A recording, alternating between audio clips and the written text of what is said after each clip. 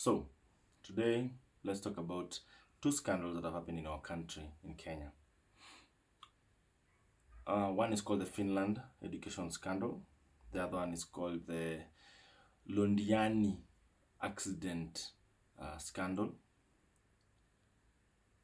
These scandals could be um, explained as misappropriation of funds, government officials' mismanagement of funds, trustees behaving in a less than honest or truthful way, and all these manners of describing it have made it so difficult for us to relate to what is happening. Um, this is the Patriot 254. Call it the Patriot Act 254. I don't know much. I'm just trying to explain and build our country. So let's start with the Finland education scandal. The Finland education scandal started in a county called Uasin Gishu County in Kenya. For those who don't know, that our country is divided into 47 counties, and one of it is Uasin Gishu County. This is probably it's dominated by the Kalenjin community, which are like 9 sub-tribes of one tribe, of which one of the biggest, called the Nandi, has produced the president of Kenya currently. So what happened in the last regime led by His Excellency, former President Uhuru Kenyatta, the county governor of that county was called Jackson Mandago, and his administration decided to open up an account in the county for people to put in their money. They are landing in that country abroad, which is mostly Canada and other countries, but they would ensure that there's a course that the people will have gotten. They will ensure that there is proper landing, so issues of visas and passport will not be an issue since the government is doing it. All these matters will have been taken care of by the government, and on top of that, the government had pledged for the parents to pay 1 year, and the government to pay the rest of the years of school fees. So what happened is the parents took out loans, took out mortgages, borrowed money, planted their businesses so that they can better the lives of the students by sending them to get better education, because our education system currently in our country is questionable at best. Hold that, we're going to talk about that in the next episode. In another episode, we'll have to do research. Anyway, guys contributed almost $1 billion. It's about 900 and something million Kenya shillings. It ended up that the students didn't go, and the few that went, the university didn't receive any money from the colleges. The universities abroad and the colleges abroad didn't receive any money from the government, county government of Uasin Gishu, and they were threatening that they're going to send them back to their country, and some of them were destitute, did not have any place to stay because they were not paid for housing, they didn't have housing, and many other issues that affect students abroad. So now the parents have started agitating, the students have started agitating, and we've been treated to public outcry of parents and students of money that have been robbed. Some statements have leaked out, and they've come out of that same account, and it shows clear evidence of people withdrawing, trustees of the government of the county government of Uasin Gishu withdrawing tens of millions, sometimes hundreds of millions of shillings from that account. Sometimes it does not even show where the money is going, but it is going out. No one has been thrown in jail yet, no one has been interdicted, nothing has happened to anyone who was involved in that. So at the moment, the former governor has been forced to come and speak to the parents in a public forum. Some students have come out, and power to Tarus. The lady is powerful and very outspoken, and it shows the level of desperation that our students are being exposed to. I believe we should do better. We should know better. Our leaders should be more responsible than just keeping quiet and pillaging money from the pockets of the people. The manner in which this money was taken from the accounts is very suspect, because this was a county government account. It seems that it tells us, it informs us of the culture that is in the county governments of people taking money from accounts, yet they don't have the reason. They don't have the reason for that money in hand, or they don't, or the money is taken out, but it does not end up at the place where it's supposed to be. Because if money was taken out, yet the money was for studies, then where did the money go? And if it takes years for you to come and realize and sit the leadership down for them to realize that something is wrong, then that has to be a problem, major problem. Anyway, second scandal. So there's a black spot in Kenya called Londiani.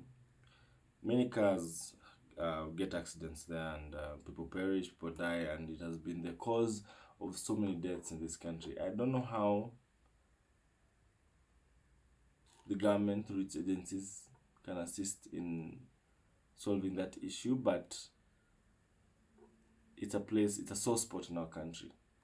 Every holiday time, every time people are traveling to Western Kenya, they have accidents. Most times they have accidents, which are very gruesome. Some lorries hit each other, some people overspeed. It's a sweet spot. People overspeed, and lorries and buses and matatus, PSVs, 14-seater PSVs, hit each other and deaths occur. So this one time, it occurred this year, and the government in that area, Kericho and the rest, came together and held a huge fundraising to collect money to assist the people, the families of the victims of the Londiani accident. So money was raised, about they hadn't gotten to 20 million, but nothing got to the family of the victims. Some of them were in hospitals, some of them who had died off, their families were bereaved, they went and buried them. Nothing has gotten there. So now it has gotten to the public, and it seems as if the media is the one that is pushing for accountability from the leaders. And the leaders are there saying, oh, there was bureaucracy here, there was bureaucracy there was money that was spent here, there's money that was spent there, there's money that had to be made for this, there's this that we had to be made here, we made this that we can ensure equality, and all those are stories, unfortunately. Theft of public resources in this country has been normalized. Anyone who is in power of seat, who is an occupant of a political seat. The more powerful the political seat, the bigger the scandal, and it seems they are unapproachable. Even an MP. In Kenya, it's almost impossible to throw in to jail, to imprison someone who has clearly stolen and is enjoying the money. The public will cry, people will die, and nothing will ever happen. Nothing has happened before, sorry. Moving on, something will happen. To an extent that we are subjected or obligated to pay for debts, or to pay for the mismanagement, as they call it, mismanagement of monies, mismanagement of funds or resources that we have put together and they have taken out, and for their own purposes, to their own ends, which I would argue they don't use so prudently, because if they did, then this country would be a country of, 50 million billionaires, if there's anything like that, because the amounts of figures that are being robbed, stolen, misappropriated are staggering for such a country of this magnitude, of this size.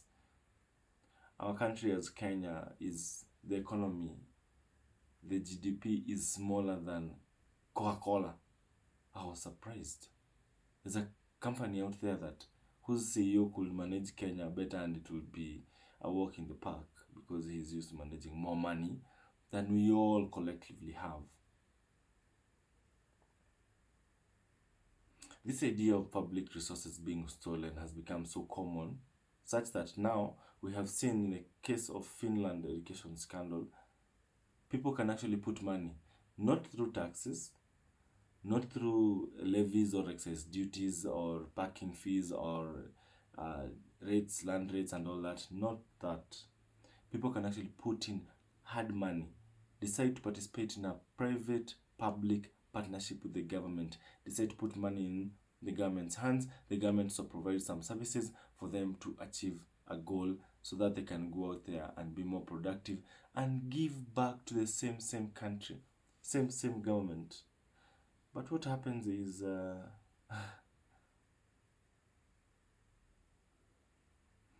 they're so used to taking the money such that they now have gone further. The greed has gone further. Now they take money that has been given to them directly by the people.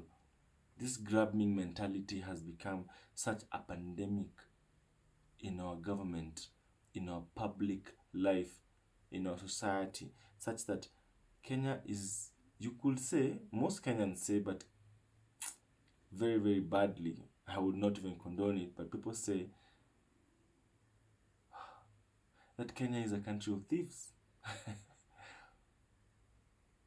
Thieves. You can't trust your leader that you elected. You cannot trust that they have your best interest at heart. You cannot trust that they can do what they say they'll do. So how else can you trust the government? There was a joke a while back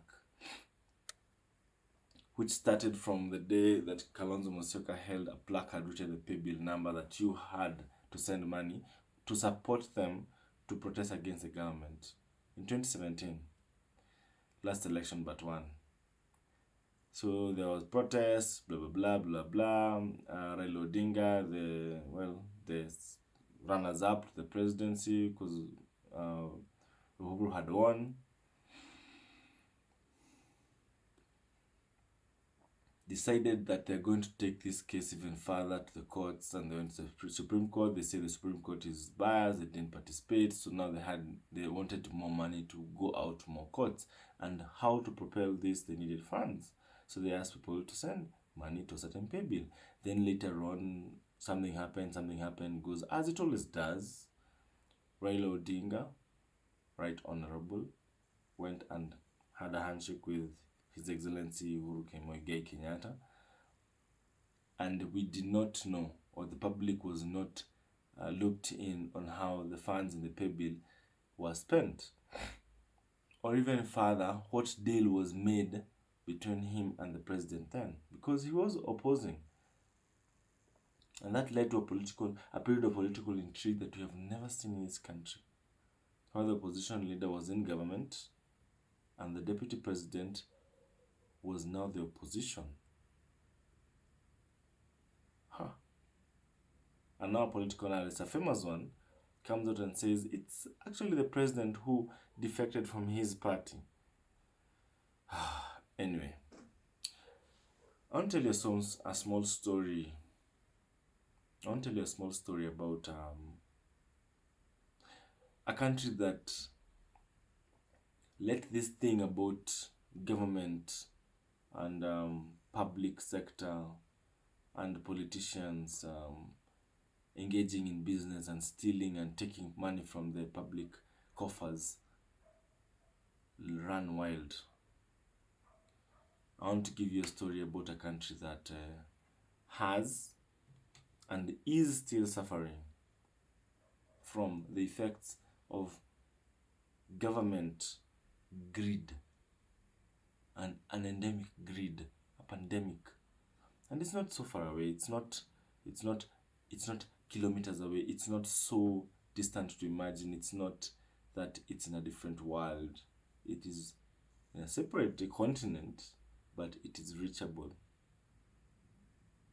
And also for much in the past, it is between 2014 and about 2020, 2021, period of Corona. The corruption in that country had gotten to a place that now the government that came in had to do something. The judiciary had to make sure they're independent and do something about it. They had to, first of all, kick out the current president then in their country, who was a lady, Dalma something.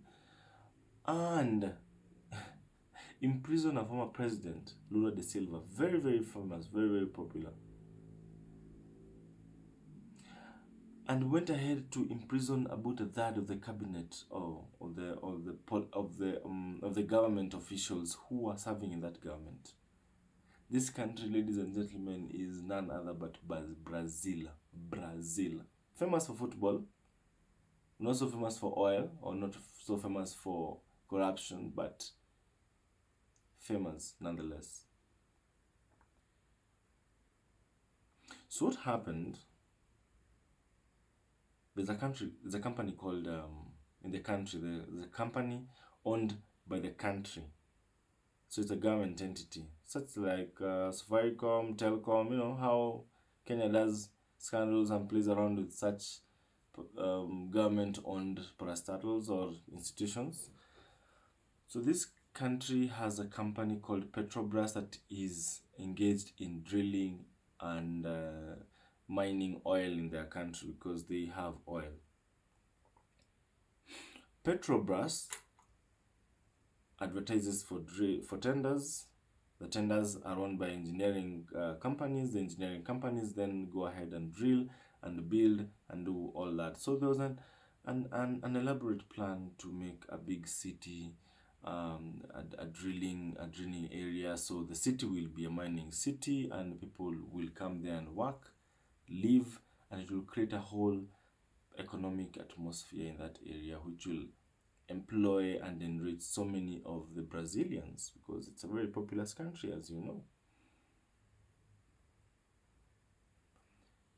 So they started floating the tenders. But now there's a problem in Brazil. There was corruption already. So what happened is a cartel of engineering companies joined hands and decided the 7 of us are the only ones who will bid for this tender. So now let us price fix.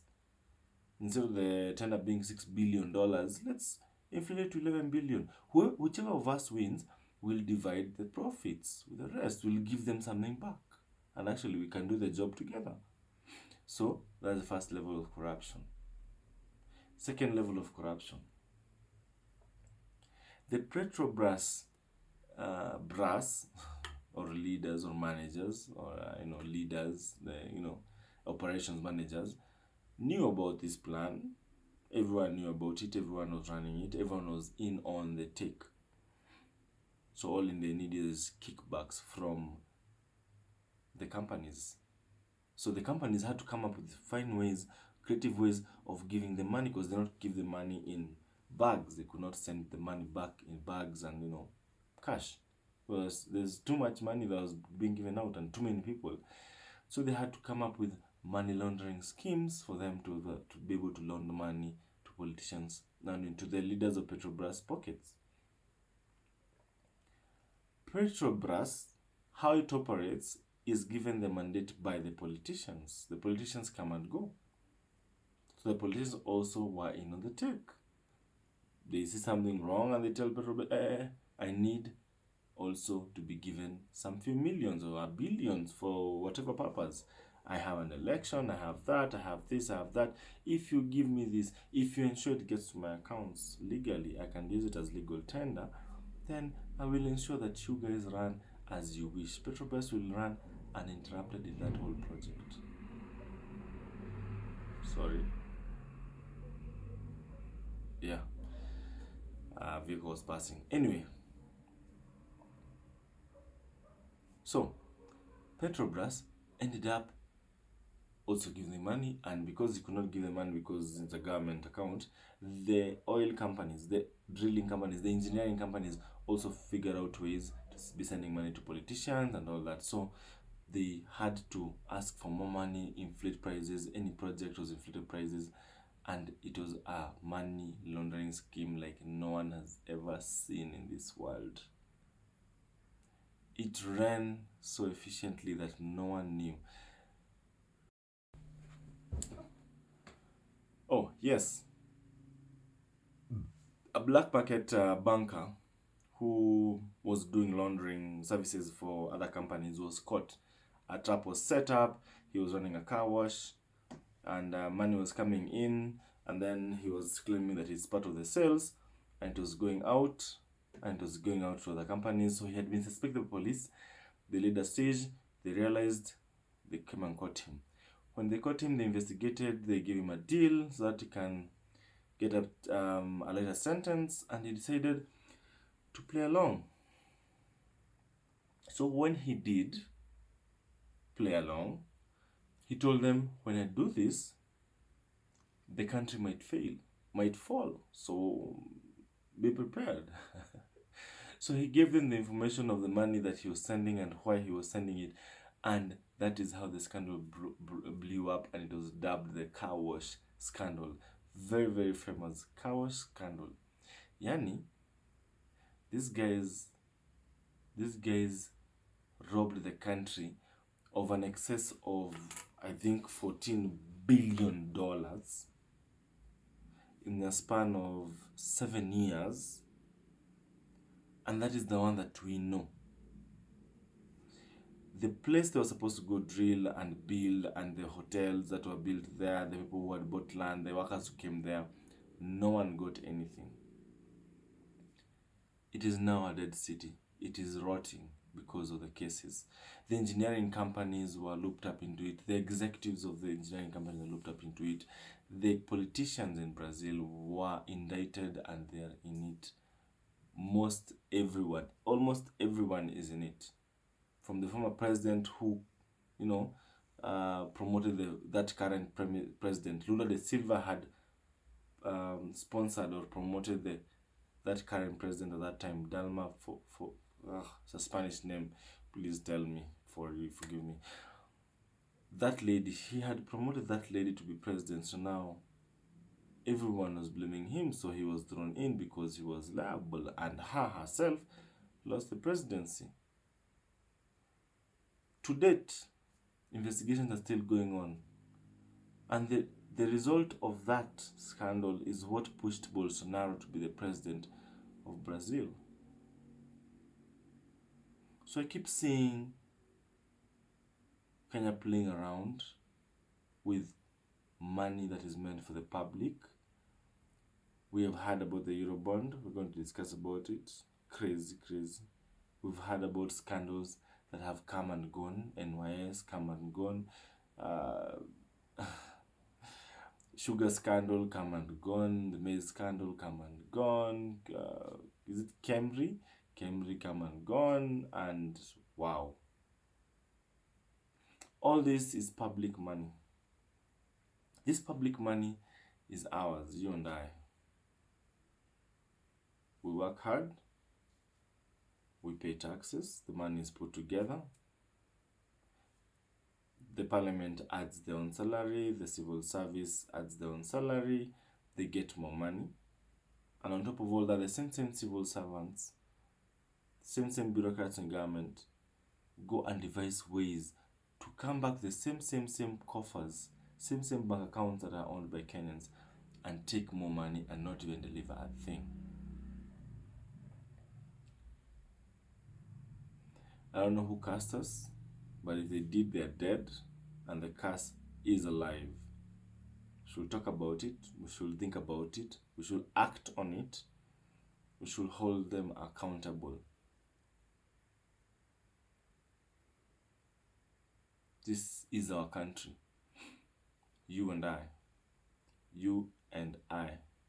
It's not for a preserve of the few people. It is not a family dynasty. You don't give out power because someone is someone's son or someone's daughter. We are the people. And the Constitution of 2010 explains that explicitly, that the power rests with the people. Whether they elect someone to go out there and represent them and then the person turns and starts stealing, no. We, the people, are the power. We should hold them accountable. The winner today, the hero today, is the Lady Tarus. Is it Gladys Tarus or Mercy Tarus?